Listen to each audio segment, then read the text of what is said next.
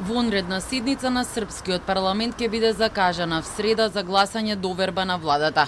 Ова го потврди претседателката на Законодавниот дом Ана Брнабик. А конечниот дневен ред ќе се знае утре. Брнабик за српската телевизија прва изјави дека е јасно, оти владата ја има поддршката на мнозинството, но ќе овозможи дебата. Детски е што некои пратеници кои ја побара оваа расправа одлучуваат да не учествуваат во неа. Утре имаме колегиум и потоа ќе слушнам дали некој сака или не сака да учествува во работата. Евентуалната блокада на работата на собранието додаде дека не е можна. На 15 ноември минатата година опозицијските пратеници поднесоа предлог за изгласување недоверба на српскиот премиер Милош Вучевиќ. Предлогот подпишан од 71 пратеник следи по уривањето на настрешницата на железничката станица во Нови Сад, при што загинаа 15 лица.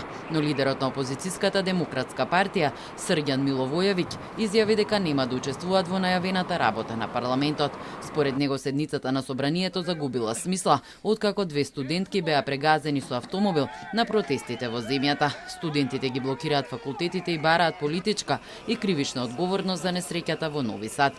Студентите меѓу другото бараат и објавување на сите документи за зградата на железничката станица во Нови Сад, а премиерот Вучевиќ изјави дека владата ќе се обиде да ги обезбеди.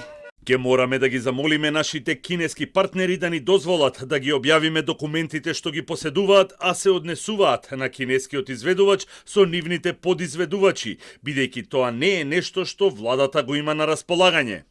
Тој изрази подготвеност и да разговара со студентите за што тие сметаат дека не е исполнето од нивните барања. Ричард Гренел, представникот на американскиот претседател Доналд Трамп за специјални мисии на социјалната мрежа X, сподели видео од студентските протести во Србија со коментар дека е важно да се слушнат сите гласови, но не и насилно да се заземаат институции.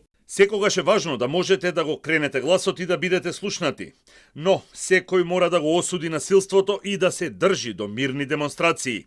Демократскиот процес мора да се почитува.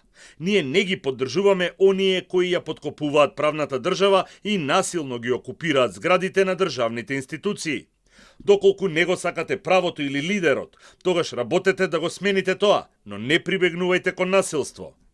Од српската опозиција реагираа дека Гренел не е надлежен да ги коментира протестите, како што и српскиот претседател Александар Вучик не е надлежен да одговара на барањата на студентите.